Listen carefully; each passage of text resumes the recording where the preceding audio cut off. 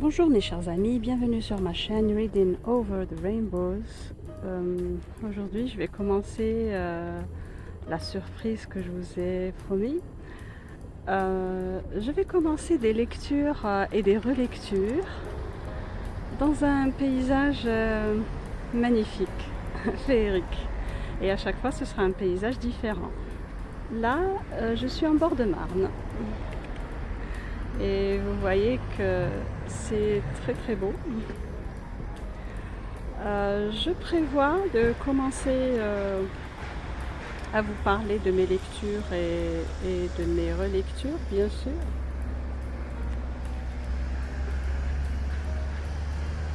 Et je vais commencer, là, je vais vous parler, je vais commencer par Lisa Kleypas. Lisa Kleypas, mon adorée, et les tentations d'un soir. Donc à chaque fois je ferai un site différent à Paris.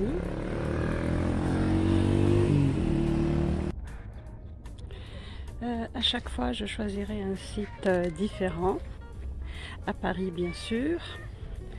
Et vous pouvez aussi me proposer des endroits, des quartiers à Paris que vous voulez voir. Je pourrais vous faire visiter plein de sites et je parlerai en même temps de mes livres. On va discuter des livres que je suis en train de lire pour ce mois-ci, le mois de mai, le mois de juin, le mois de juillet. Je ferai ça tout l'été et donc je ferai un tour. Je vais essayer de faire un tour quand même assez important de la ville magnifique, la ville de Paris. Je sortirai aussi un peu de Paris. Bon, je vais essayer de faire un petit programme sympathique. Vous pouvez aussi me proposer des livres. Vous pouvez me proposer des sites comme vous voulez.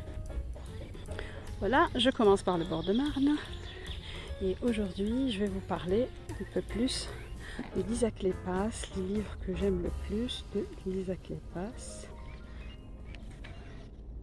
Alors, Tentation d'un soir est un livre que j'aime beaucoup. Et donc, on va en parler plus en profondeur. Regardez cette beauté.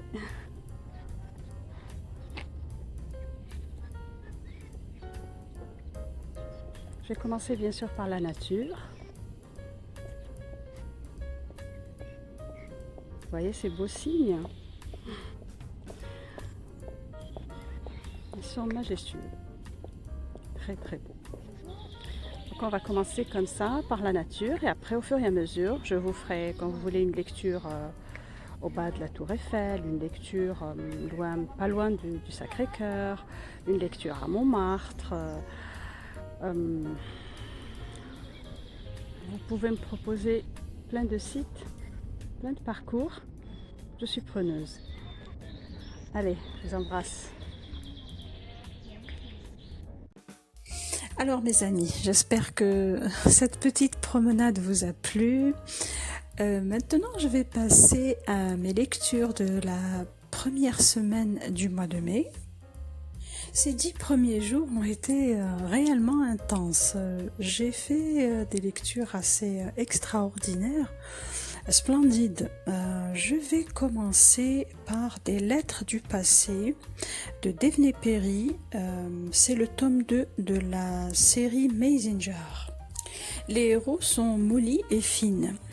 Molly, en ouvrant sa boîte aux lettres un matin, elle découvre une vieille lettre entre deux factures. Et cette lettre a été écrite il y a une quinzaine d'années et elle a vraiment reconnu l'écriture, c'est celle de Finn. Et au fil des jours, de nouvelles lettres apparaissent, des lettres pleines de promesses et d'espoir. Mais elle sait que la personne qui a écrit les lettres n'est pas celle qui les envoie. Comme j'ai lu le premier tome de cette série de Daphne Perry qui s'appelle The Birthday List, en français pour recommencer à vivre. Donc je connais quand même l'évolution de la relation entre Molly et Finn. Alors Molly est la meilleure amie de Poppy dans le premier tome et Finn est son frère aîné. Donc et là la relation a évolué entre Molly et Finn. Donc il tombe rapidement amoureux et se retrouve à vivre un rêve américain. Et ils se marient, ils créent leur propre entreprise et ils vont avoir 2 enfants, Callie et Max. Mais au fil des jours, il y a un manque de communication entre eux et donc le rêve américain n'est plus un rêve mais un cauchemar. Et donc ils divorcent et ils savent pas pourquoi. Et là maintenant dans le livre, on voit que Molly et Finn sont divorcés depuis 6 ans et donc Molly s'est habituée à sa nouvelle vie et Finn semble heureux aussi, mais Molly travaille avec sa meilleure amie Poppy du premier tome à The Amazing Jar. Et un beau jour, une lettre arrive dans sa boîte aux lettres, apparemment écrite par Finn il y a une quinzaine d'années, après leur tout premier rendez-vous. Et cette lettre ne lui a jamais été donnée, donc elle est encore plus surprise quand d'autres lettres commencent à arriver. Et avec eux, ses yeux vont s'ouvrir jusqu'à ce qu'elle puisse voir et comprendre toutes les raisons de sa rupture. Et en plus, elle va savoir que ce n'est pas Finn qui les lui envoie. Et alors mes amis, Letters to Molly est un 6 étoiles pour moi. C'est une histoire d'amour époustouflante. Molly et Finn vont traverser des années très très dures dans un chagrin intense. Et on va vivre avec eux leur voyage et leur chemin de rédemption, de pardon, d'espoir. Il y aura des larmes, beaucoup de chagrin, mais beaucoup d'amour aussi.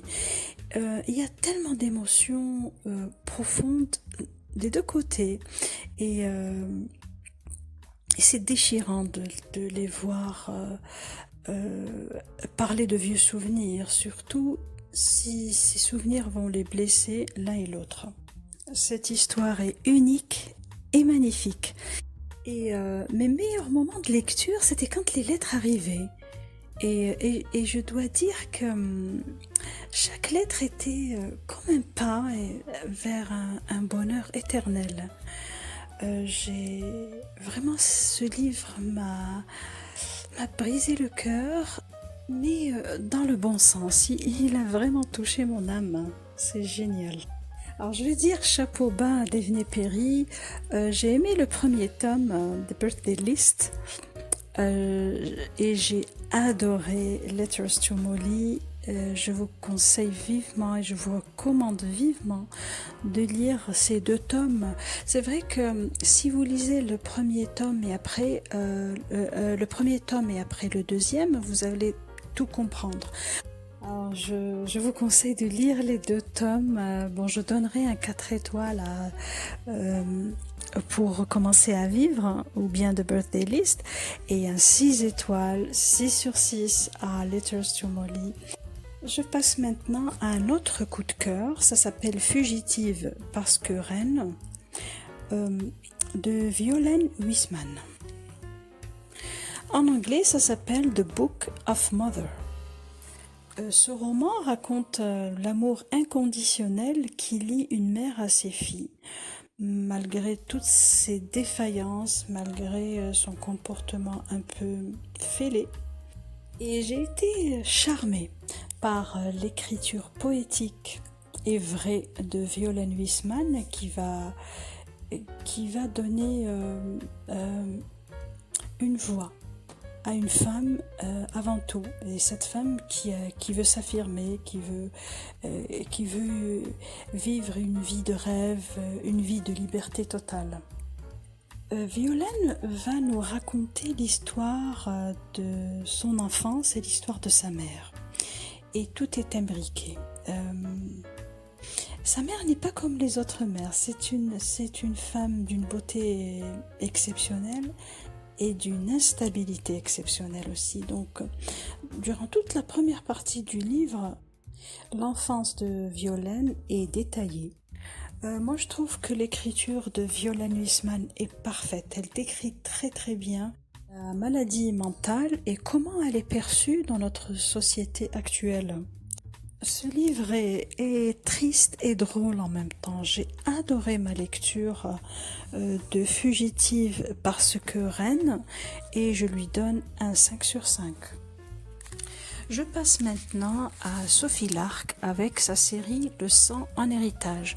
La dernière fois, je vous ai dit que j'allais lire les autres tomes parce qu'il y en a 6 en fin de compte.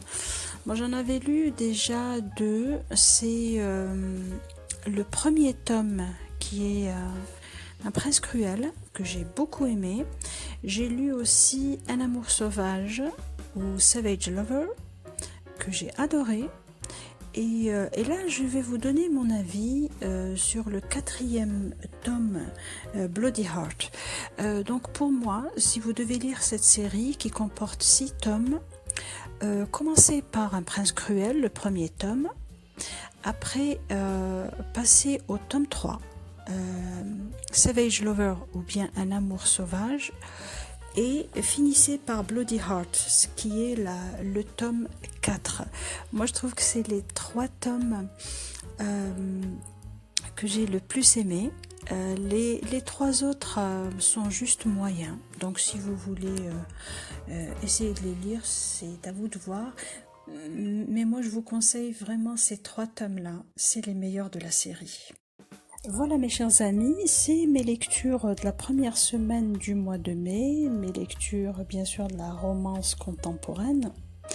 Comme promis, la prochaine vidéo sera consacrée à ma relecture de la romance historique, la meilleure romance historique, les pépites de la romance. Cette relecture se fera bien sûr au niveau de différents sites parisiens, comme promis. Je vais commencer peut-être par la Tour Eiffel, le Champ de Mars. Il y a aussi, je pourrais aller à Montmartre si vous voulez. Alors, je peux vous proposer aussi de me dire à chaque fois où vous voulez que j'aille. Dites-moi, choisissez les sites, choisissez les livres aussi, ceux que vous préférez, et je les lirai et je les exposerai à l'endroit où vous voulez, à Paris. Mes amis, je vois que mes vidéos sont de plus en plus vues et appréciées. Alors, montrez-moi les preuves. Mettez-moi de plus en plus de pouces. Likez-les, donc likez mes vidéos et abonnez-vous. À chaque fois qu'il y a de nouveaux abonnés, moi je suis très contente et ça me pousse à aller plus loin, à persévérer, à avoir de nouvelles idées. J'espère que mes nouvelles vidéos romances historiques à Paris vont vous plaire. Et d'ici là, si vous avez aimé mes vidéos, donc likez-les et abonnez-vous. Et je vous dis au revoir et bonne lecture.